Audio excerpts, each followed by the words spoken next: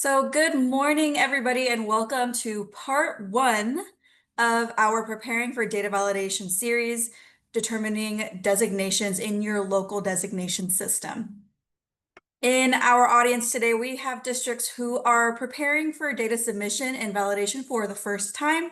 And of course, we also have our veteran districts who are prepping to do this yet again.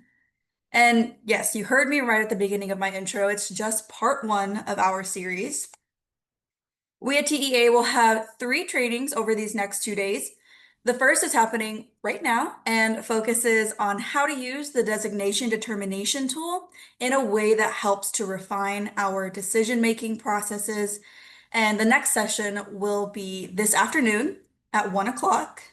And that's where we're going to dive deeper into what is evaluated during data validation and how to prepare for submitting your designations this fall.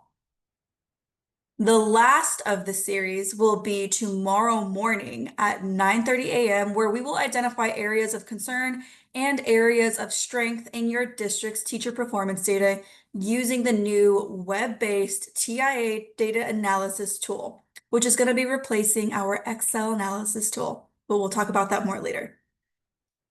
The goal of this training series is to ensure that you are fully prepared for all aspects of data validation and that you are equipped to take any available actions at this stage of the approval process to strengthen your chances of a successful outcome. Before I jump in, I just want to establish some webinar meeting norms. So this session is going to be recorded and saved on the district share file. So if you need a transcript, please email the TIA inbox. If you can, please locate your participant video. It might be in a different place since we're in a webinar, but go ahead and click on the more icon to rename yourself and add your district. So for example, we've got Hermione Granger, Hogwarts ISD. This is going to be helpful, especially because we are using the Q&A feature for questions. So we'll know who we are replying to, and we can reach out with some additional support if needed. The chat is not going to be visible to all participants. The structure of today's training is designed around this data literacy framework that aids us in turning data into insights. We start by asking the question and identifying problems. We then acquire, understand, and gather relevant data to our question. We then analyze to transform our data into insights, but we don't stop there. We then apply and validate our insights. We act and transform our insights into decisions and then announce and communicate the decisions we've made to our relevant parties. One that tends to get skipped, but we will not skip today because we are data rock stars, is the assess piece, where we evaluate the decisions that we've made. I want to note that this is a really critical time to evaluate our 24-25 designations and see where there were issues that can be addressed now and for this upcoming school year. As I just shared, our session is going to be structured around that framework, so it's going to be reflected in our agenda. We're also going to leave time at the end to answer remaining questions from the Q&A box and then share the session survey for y'all. Our objectives today are to identify the collection of information that makes up designation determinations, to learn how to use the designation determination tool to help make designation decisions. We'll apply our findings using the tool and learn what adjustments can be made, and to make final decisions and assess our results.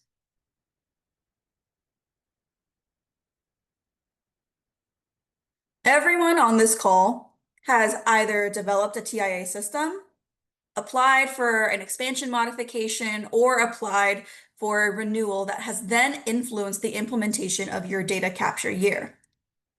You are all here at the end of the data capture, preparing to move into here, data submission and validation. Once you've completed that process, you'll hopefully be approved to award your designations and then repeat the implementation cycle all over again.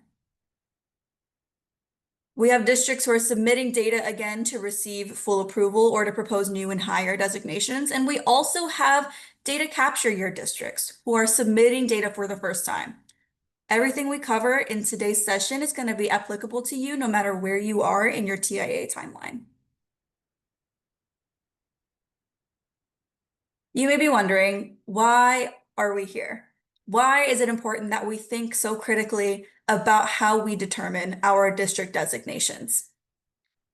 Well, the whole premise of TIA is built around an essential question, and that is, who are my effective teachers? The whole point is so that your system can identify who those teachers are and answer this question. We look past good and bad teachers. The challenge of TIA is to look into the different tiers of effective teachers. For us, that looks like master, exemplary, recognized. And so to begin answering this essential question, we're going to need to acquire some information.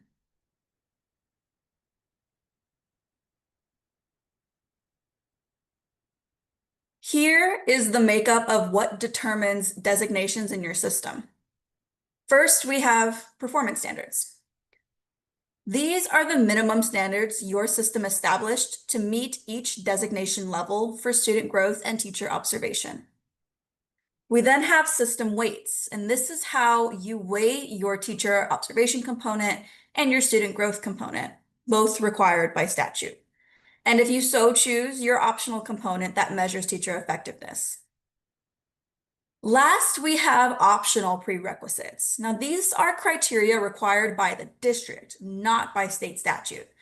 So this is required for a teacher to be eligible for designation no matter how well they perform in the system components. So for example, a district could decide that a teacher could not be considered for a designation if they haven't met a certain number of professional development hours. Here's the teacher performance data that you have collected during your data capture and are now going to use to make designation decisions, which are teacher observations, your student growth measures based on your system of record. If you elected to collect optional component data to measure effectiveness and wish to include that in your final submission, you will use this performance data to make decisions as well. A little note for optional components, districts may consider some additional valid and reliable measures of effectiveness in making your designation decisions. What I'd like for you to consider as you are deciding on an optional component is that if it's a measure that can truly identify your effective teachers. Can it stand alone? Is it really adding value to your system?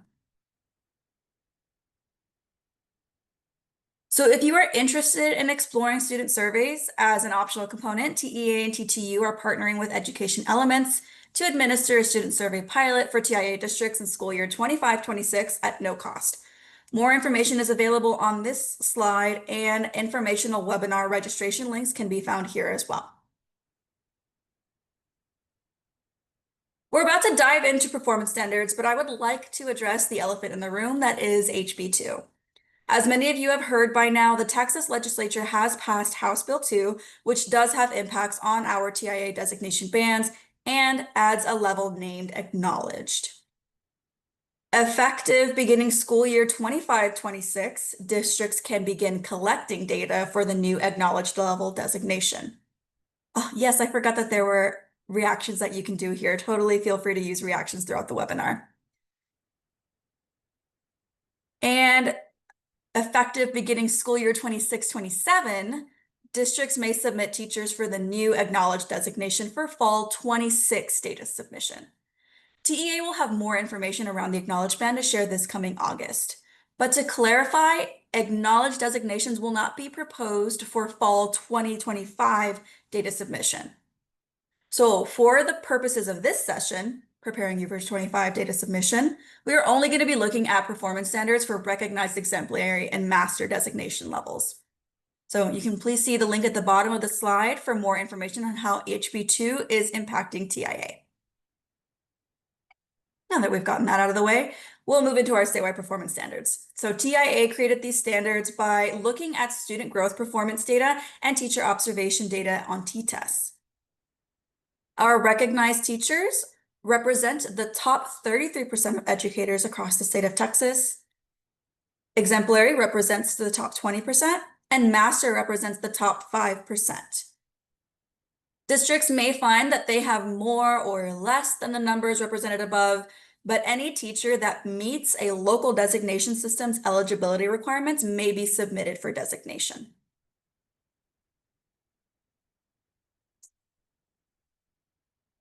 So here's what this can look like. At the bottom, we have our statewide average for student growth. There's a relatively even distribution of where the scores fall, with a concentration in the middle of the values and a large amount below the designation standards. Now let's take a look at how this distribution might look for a higher performing district. We'll call them District 1. Because they are a higher performing district, they have a higher proportion of designated teachers than the state average. If we take a look at a lower performing district, District 2, they have a smaller proportion of designated teachers than what we saw at District 1. So we'll come back to this visual in just a bit here. Let's look at some student growth performance standards. For student growth performance, student STAR assessment data was observed across 5 years, 2014 to 2019, and a value-added model was developed to determine if a student met or exceeded their expected growth target, which you'll see in this table below. Statewide standards for a recognized teacher is to achieve 55% of students meeting or exceeding expected growth. Exemplary teachers have 60%. And master teachers achieve 70% of students meeting or exceeding expected growth. Using these performance standards is not a requirement, but it is a guide and potential safeguard from designating teachers too far from these standards. For teacher observation standards, T-test scores were observed across the state looking at only the observable domains, 2 and 3. This data was collected from Eduphoria and from DMAC. Averages were then established based on the aforementioned cut points described, and our recognized teachers achieved an average of a 3.7 on t-tests in those observable domains, or a 74% of possible points if you're using another rubric. Exemplary teachers had an average of a 3.9 or 78%. Master teachers had an average of 4.5 or 90% of possible points. A small but mighty caveat here is that for a teacher to earn a designation, they must have a minimum of proficient on all observable dimensions. So, how do I, as a district, use the statewide performance standards in the development and design of my system, as well as making designation decisions? So as I said, performance standards are intended to serve as a guide and reference when developing your designation system, as well as when making designation decisions. It provides districts a way to see how teachers across the state performed on teacher observation and student growth in comparison to their own. Since districts can use multiple components in determining designations for their teachers, and because these values are statewide averages, it is anticipated that districts will have teachers that perform above and below these values. Does TEA expect districts to designate a certain percentage of eligible teachers? The simple answer is no. There is no expectation for the number of teachers that can earn a designation in a district. So districts aren't limited to that 33% that is mentioned in the performance standards. And just like we saw with our jitter plot visual, told you we'd be back, districts across the state perform above and below the average, and therefore some will be above and below that 33% mark. Next, we have our system weights. Fair warning, I am not going to go over the optional prerequisites since those are not required by statute. Once you've got your performance standards, you'll need to review your system of record and recall how your district came to a decision on your component weights. So if you're here and you're thinking, I'm not the person who wrote this application, but I'm stepping in, you may need to do some digging and ask around. We're trying to wonder, were they arbitrary decisions? Hopefully not. Did you use teacher surveys? Are they based on your district's philosophical values? You'll need to find out the why behind these initial decisions because they will come back around for the rest of this decision-making process. To sum up, I need to be able to answer these key questions before analyzing the data. The first question centers around the performance standards you've decided to use to determine designations. Most districts tend to start with the statewide performance standards, then with more experience and understanding of how these changes are affecting their designations, they decide to make adjustments as needed. But again, this is a local decision. The second question around rationale: what components of teacher performance does your local designation system use to evaluate your teachers? This is including the observation rubrics and student growth assessments that you have in your system, as well as how you valued those components according to your weights. As I said, this rationale is especially important as we review the results of your decision approaches. The last key question we haven't discussed yet in this session asks what minimum standards, if any, is your district establishing for teachers to earn a designation? Now, this is not a requirement for your system, but it is something that you can consider as you are determining who can be designated within your system. So essentially, are you setting a minimum bar for each component? If a teacher gets all 5s on t-test but missed the minimum on student growth, are they still able to earn a designation? It's going to be a local decision and something for you to consider. So as we move into analyze, I'm sure you're wondering, or at least I hope you're wondering, how do the answers to my key questions affect my teacher's designations? Well, we're going to take a look at 3 different approaches to decision making based on how you answered those questions.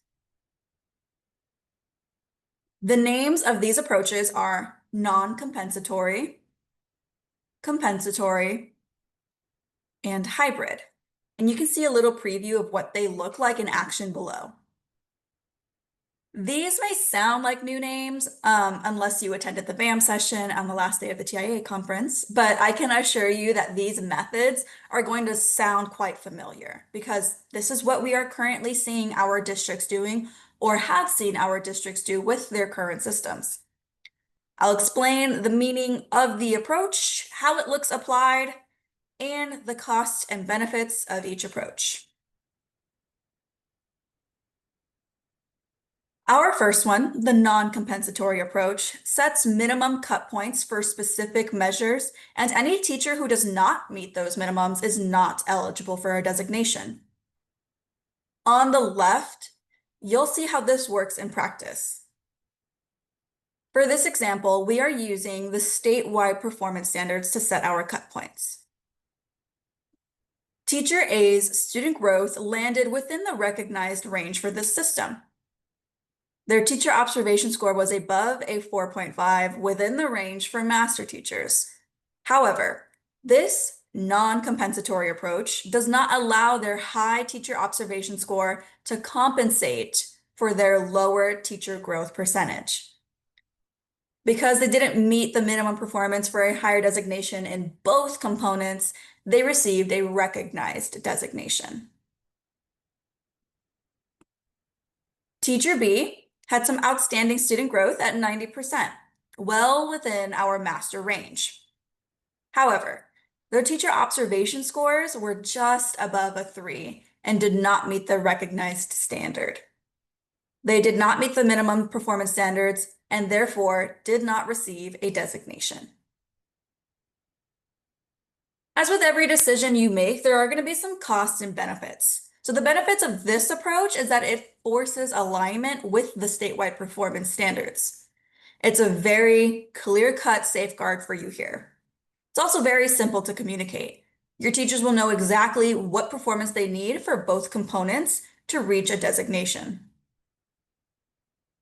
Some of the costs are that teachers who perform high in one component, like Teacher B did with their student growth, but lack in another, may be awarded lower or even no designation. So this is definitely a less forgiving approach, so it just depends on what your district is prioritizing. The next approach is called a compensatory approach, which values high performance, allowing strengths in one area to offset or compensate weaker performance in another. On the left, you'll see teacher A and teacher B's performance is exactly the same from that last slide, but now we're just going to see how their designations are affected by using a different approach. Teacher A's high teacher observation score is now compensating for their student growth performance being below the exemplary standard, and it has now bumped them up to an exemplary designation. Teacher B, once receiving no designation, has now been awarded an exemplary designation because their high student growth percentage compensated for their low observation rating. So although this approach designates higher and more teachers, there are some things to keep in mind. For instance, you'll see that these diagonal boundary lines cover a much larger area of the graph. On the top center left, you'll see that the performance standard for a student growth percentage is just above a 20%. And on the lower right corner, you'll see the performance standards for teacher observation rating is actually just below a 2. So this approach, or the approach that your district takes is a local decision, but I would really encourage you to think about the effects that it can have on data validation. But speaking of weighing the pros and cons, the benefits are that this approach is, as we saw, more inclusive of high teacher performance.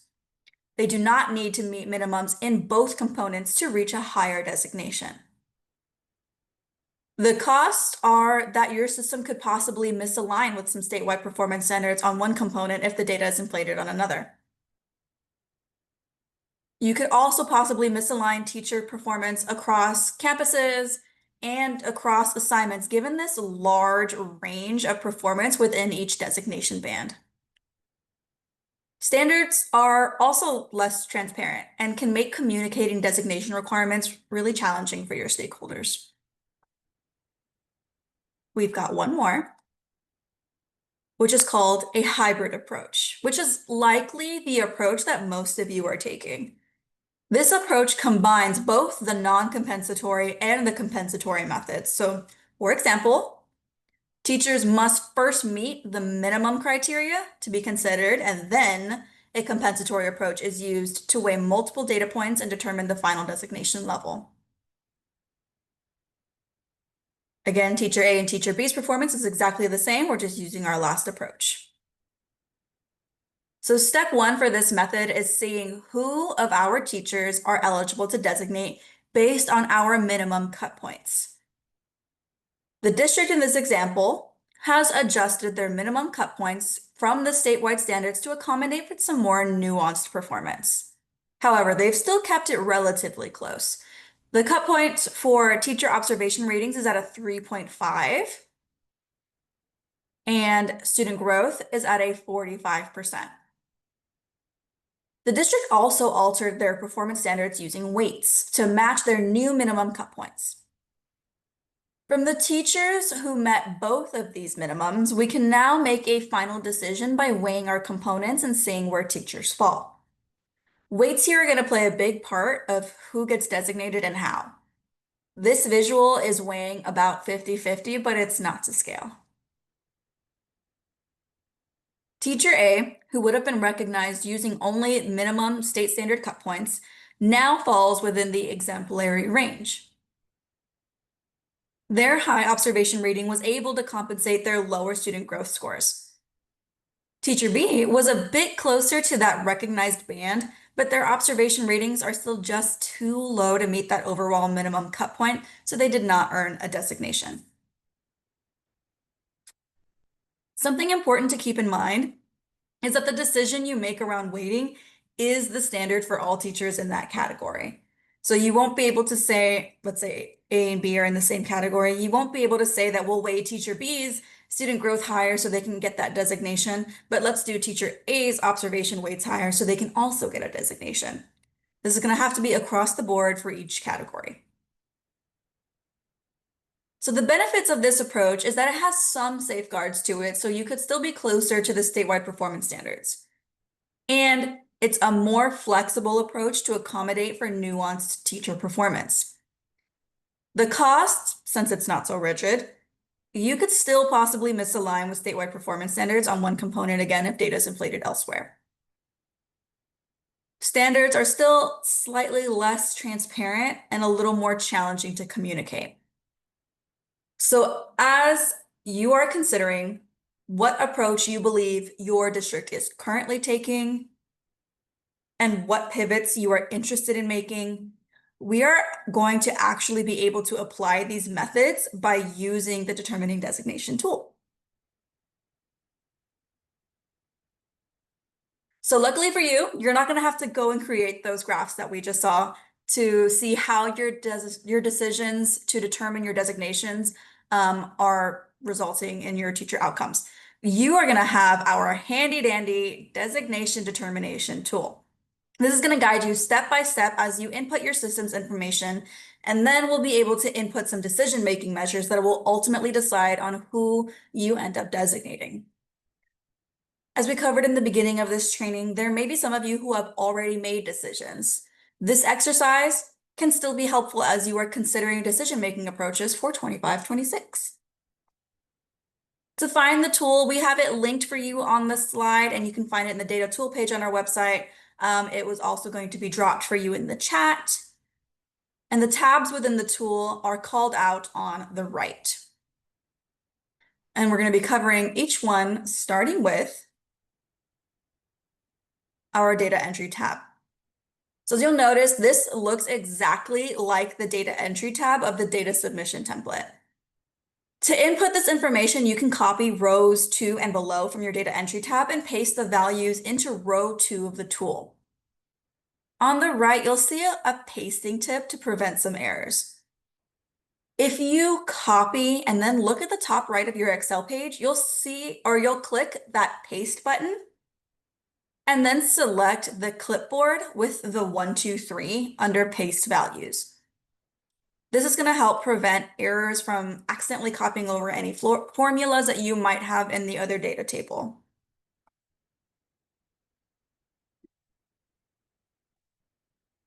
If you are a district who has multiple student growth measures for a single teacher category, for example, category 1 uses pre-test, post-test, and SLOs, you're going to need to provide each separate growth percentage on the multiple student growth measures tab. As you may know, this is information not collected by us in your data entry tab, so that's why we're asking you to provide it here in the tool. If you are not using multiple student growth measures, you can ignore this tab completely. All of this is going to apply to the next tab as well. If you are using optional components, you will need to provide that data on the optional component tab. Again, we don't collect that data, but it's helpful here as you're determining your designations if it is part of your system. If you are not using optional components, you can ignore this tab.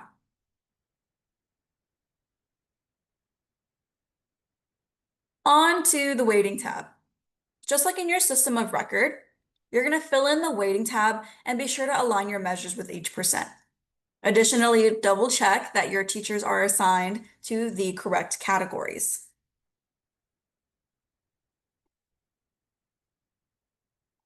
On this next tab, designation decisions, we're going to have a 3-step process. Step 1 is where we'll determine designation performance standards. And this is the math behind the decision. You'll need to establish some type of standard for each of the decision-making approaches that we covered: compensatory, non-compensatory, and hybrid. Step 2 is where you'll determine minimum standards, if any, to earn a designation. Establishing minimums are going to be essential if you wanted to use that non-compensatory or even the hybrid approach. Step 3 is where you'll determine performance standards for your optional components if you have them. Alrighty, step 1. When you upload the data into the tool, you're going to get some landscape information around the data itself. And you'll have a space to input your performance standards. So let's break this up a little bit. You'll first need to decide on your performance standards for each component. By default, the statewide performance standards are applied at the bottom. As I've said before, most districts start with statewide performance standards and then make adjustments after seeing the designation results. Just keep in mind that adjusting standards do have effects on data validation. Once you've established your performance standards, at the top of step one, you'll get that landscape data where you can look at the statewide performance standards as they compare to your district's data and then see the difference.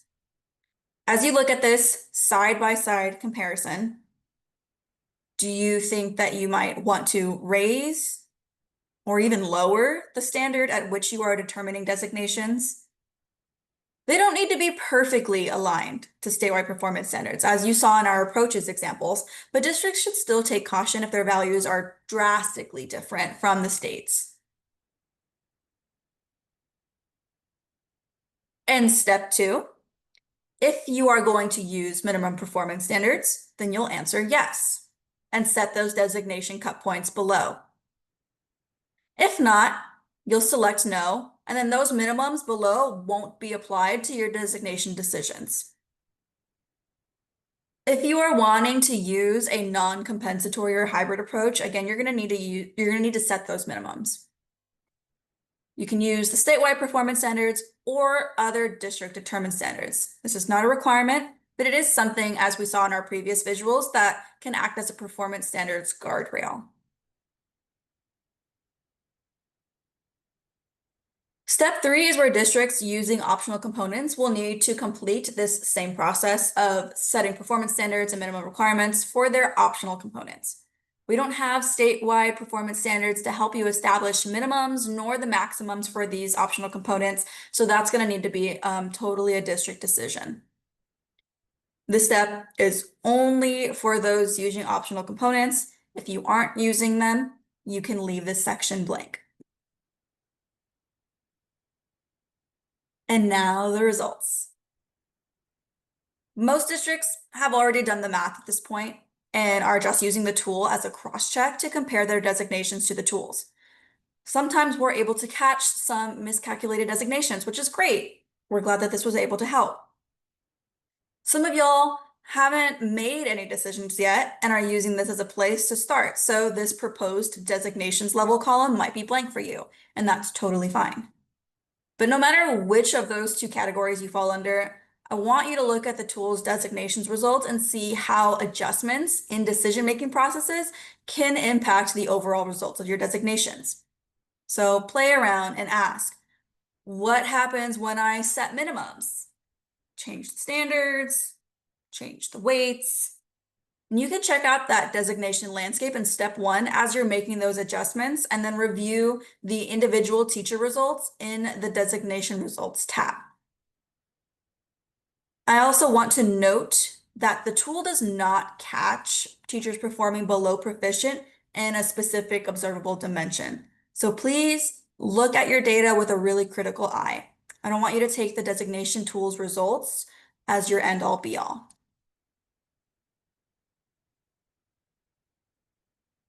Now that I'm looking at my results, I'm considering making some adjustments. How can I use this to make adjustments to my system? Here is what the process could look like, whether you're using this tool or some other tool to determine your designation decisions. You'll repeat this cycle of input data entry information, input weighting, input designation decision information, review the outcomes, then restart and adjust until you get to a refined position. The center of this is stakeholder engagement. I want us to think back to that acquired section of this training where we gathered the rationale behind our initial decisions as written in our system of record for determining designations. We don't want to encourage you to completely flip your current decisions at this point in the process, especially if you use a lot of stakeholder engagement to make those initial decisions. With any adjustments, you should communicate with and consider your stakeholders to avoid any mistrust, any uncertainty around your system's designation process. However, if you are noticing that with your current system, you are not accurately identifying your most effective teachers, then these adjustments might need to be made at this point.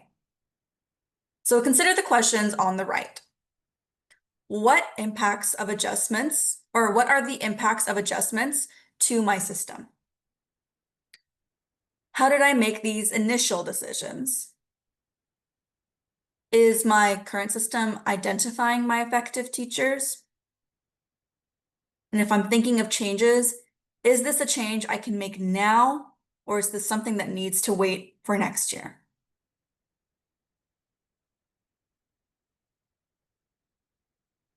If you think adjustments are the right move for your system, there are some changes you can and cannot make at this time. Districts can change the weighting of approved components. So for example, if your district application weighted teacher observations at 30% and student growth at 70%, but now you want to change the weighting to 50-50, that is an allowable adjustment. If you originally had optional non-statutory components or prerequisites, you can remove those from your data submission. You can also establish or adjust the standards and/or minimum requirements for teachers to earn a designation. So if you didn't have minimum standards before, you can add them now. You can make adjustments to your standards. But as I said in the previous slide, please keep your stakeholder engagement at the forefront of any of these adjustments. You're going to want to consider and communicate with them, especially if you're making really impactful adjustments.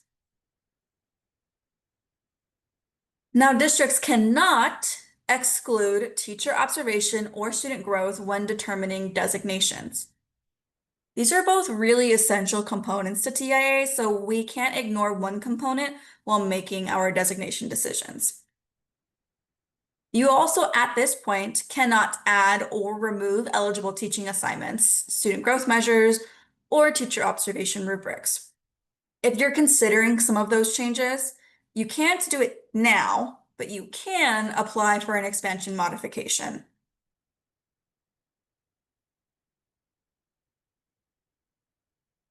Our last tab in the tool is the Analysis tab, which will show you a breakdown of your designations as well as campus and teacher category dashboards.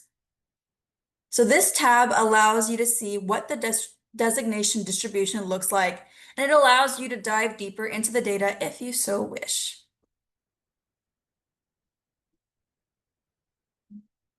Now that we have all of this wonderful information, what are we going to do with it?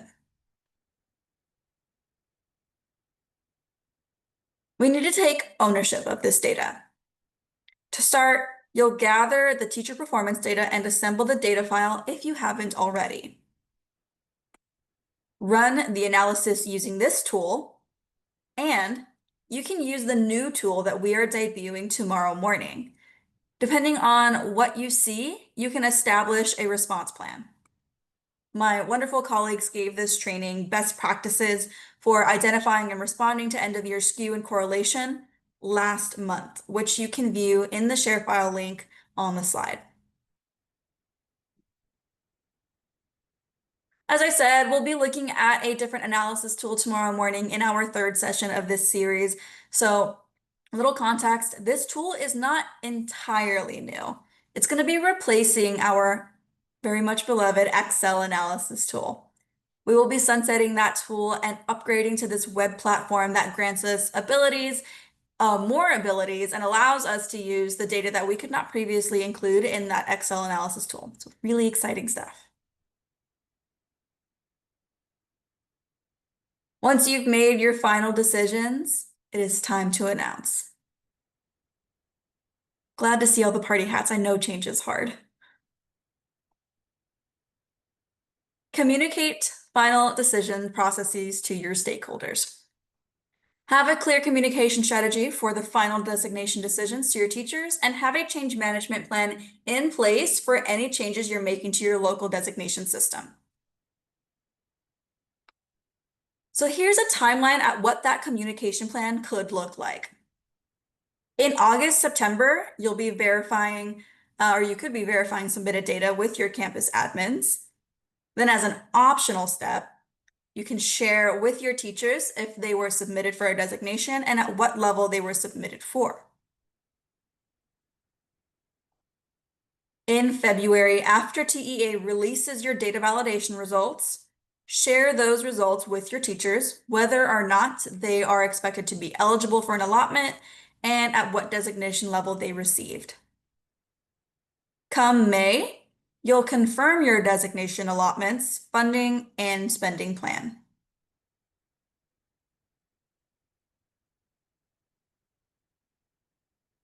All right, I said we weren't going to skip assess because we're data rock stars. We've decided on a decision-making process or approach. We've determined your district's designations, and now you've announced your decisions. To end this cycle, I need to evaluate whether the outcomes of those decisions correctly answered my starting question. Who are my most effective teachers?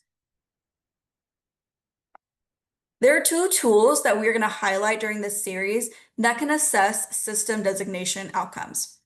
One is using the Texas VAM, and the other is using the TIA data analysis tool. The Texas VAM data can act as a valid and reliable measure to compare against other growth measures and components. The TIA data analysis tool allows users to replicate possible data validation outcomes and identify areas of concern and areas of strength within those outcomes. For today's session, we're going to assess with the Texas VAM data.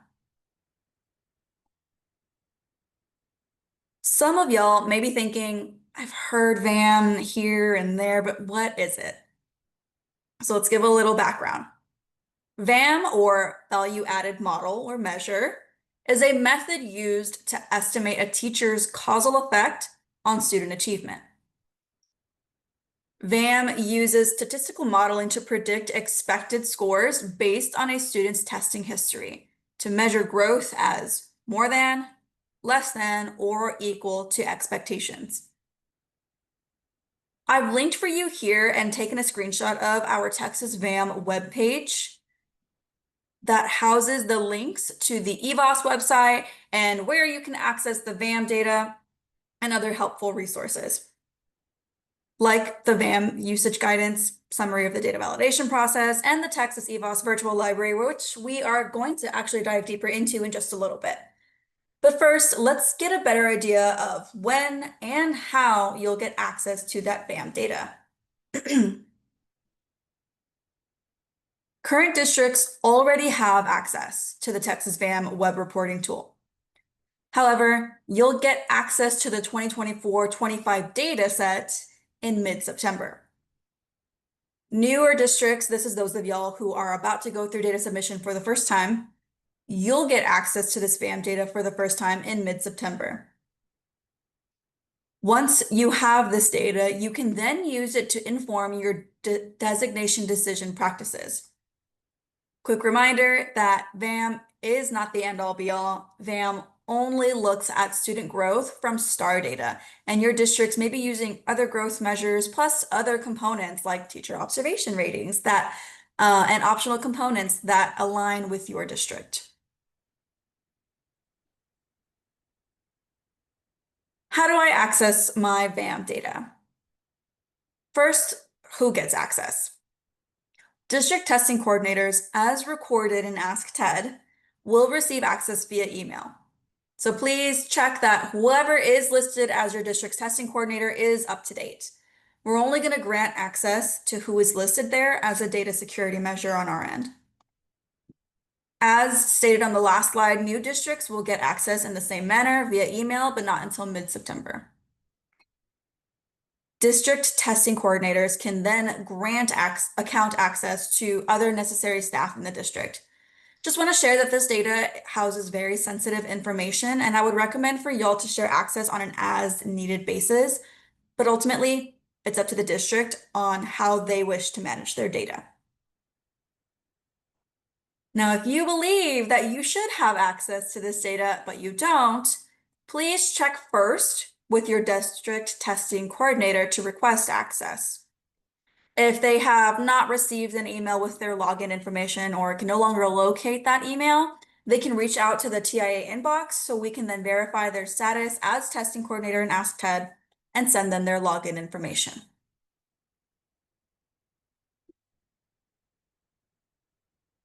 The Texas EVOS Virtual Library was created by our partners at SAS and houses a variety of resources. The first is VAM 101. This provides an overview of what VAM is and how it works with TIA. The second is a webinar. This includes a review of the web reporting tool, how to interpret VAM scores, how they apply to TIA, and how you can use this data to support your TIA designation system. If you attended either the January in-person training sessions, the February webinars, or even the session at the conference this summer, this material is going to be very familiar and a really great way to review. It's about a 45-minute webinar. Next, we have the SAS EVOS FAQs, answering questions from what tests and grades are included in VAM, all the way to why does a teacher I expected to be included in the report not have any VAM results? They also have informational brochures covering the features of student reports as well as the teacher reports. So let's take a closer look at that teacher report. In our teacher report, we'll be able to see the percentage of each teacher's students who met or exceeded expected growth according to VAM. This is where you'll find your VAM implied designations. It's not actually going to say no designation recognized, etc. And that's because VAM only takes into account this one type of student growth data. You, at the district level, have all the context you need to determine a true designation. VAM uses the student growth statewide performance standards to determine designations. So using those standards, I can imply that these first two teachers are designated as master teachers according to VAM because they scored either 70% or above. I can imply that the next two are exemplary teachers according to VAM because they scored above a 60 and below a 70. And these last three are recognized teachers because their students meeting or exceeding expectations are between a 55% and below a 60%. The last bit I wanted to point out on this report, since we often get lots of questions about this, is that the student count is not necessarily representing the number of students this teacher has on their rosters. This is the count of unique student assessments taken by their students as it relates to their subject and grade level. So if little Haley in 5th grade took the reading star, math star, and science star, her unique assessment count alone would be 3. So imagine those counts for the rest of the teacher's roster. Now that we know how to find the student growth percentages and how to interpret them, we can actually use them to assess our designation decisions in a few different ways. You can pressure test the efficacy of other student growth measures, level set designation proportions for your district, and determine what adjustments to designation standards need to be made, if any. So we're going to go through this and what it looks like one by one, as well as identify which scenarios in the SAS webinar are relevant to practice answering these questions with your district data. You can scroll through the webinar. It's linked for you here below to just find the scenarios, but I really would encourage everyone to watch from start to finish, especially if you have not attended previous VAM trainings or if your last one was in January.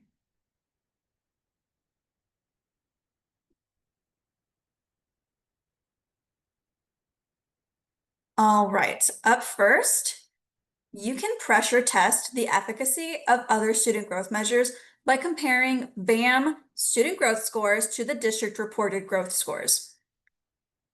This can help answer questions like, how do the results of other district growth measures compare to those of statewide BAM? How do the results of other components, such as student surveys, compare to statewide BAM? You'll be able to identify if any student growth measures may be inflated and then take a closer look and determine if the assessments are matching the rigor you need to identify your effective teachers. Or if there may be other issues, like maybe assessment administration fidelity. You can practice pressure testing in scenarios D, E, and F.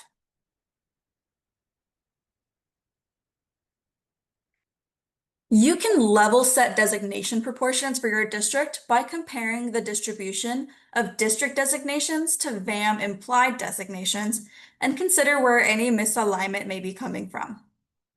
You may not need to change anything, but it's still good to know if there is a difference and why it's happening. This can help answer how might a district set designation cut points. You can practice this in scenario C.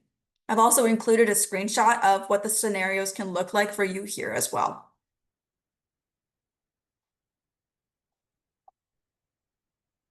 Determine what adjustments to designation standards need to be made, if any. This can help answer, do district designations tend to move in the same direction as statewide BAM? And how well do district designations align with statewide BAM? Do the differences tend to represent under or over designation? Now, I want us to notice the emphasis on overall standards being adjusted as a best practice and not individual designations. Any adjustments would be system-wide. What we don't want is for a district to see their VAM scores and make individual adjustments to designations based on those results. Practice for determining adjustments can be done in scenarios A and B. So these are just some of the great best practices for you to apply as you use the Texas VAM data to assess whether or not your designation determination practices are identifying your most effective teachers. Here is just another reason why it is important to evaluate your decision-making practices. And that's their relationship to data validation. You often hear us say, maybe more than you'd like, that it's a local decision. And that is still true, but we also want you to consider how your designations impact your system at data validation. Checks 2 through 9, a large majority of the checks will specifically evaluate the quality and fairness of your new and higher designations. They're going to look at your system from a variety of viewpoints, from campus designation consistency to designation alignment to statewide performance standards. But they will all anchor on how your system determines designations. And with that, please join us for some additional support this afternoon, where we are going to learn what is evaluated during data validation and how to prepare for data submission. As I stated earlier, we'll be covering how to use our new TIA data analysis tool as another method of assessing our designation decisions in tomorrow morning's webinar. You'll also be able to identify areas of concern and areas of strength in your district data collection using that new tool. You can also use the links here to register if you haven't already. Another upcoming date for us is for the portal. It's going to be accepting data submission files on August 4th. So join us this afternoon for more information on that. I want to leave y'all with some really critical next steps, but don't leave yet because we've got a survey for you. I want you to review the 3 decision approaches that we looked at today, those non-compensatory, compensatory, and hybrid approaches. Identify which method you are currently using and which you would like to use moving forward.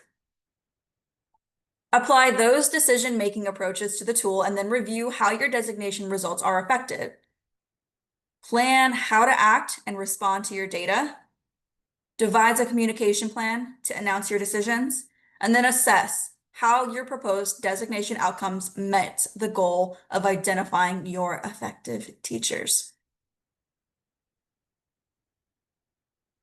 So before we close today, our team wants to provide you with the best possible technical assistance. And so we're always looking at ways to improve. We do have a short survey for y'all that Cody's going to throw in the chat. It should not take more than 1 or 2 minutes of your time. So if you wouldn't mind pulling that up, if you can't do this survey now, please click the link anyway so you can check it out later. We're always looking for ways to improve, and all your responses will be confidential. I'll give us a couple minutes to do that. And while you are filling out the survey, I also want to thank you so much for attending today's webinar. We miraculously are cutting out an hour early, so did not expect that, but do love that for us. I appreciate your time and for asking so many great questions in that Q&A box, and I hope to see you all at 1 o'clock. Thank you.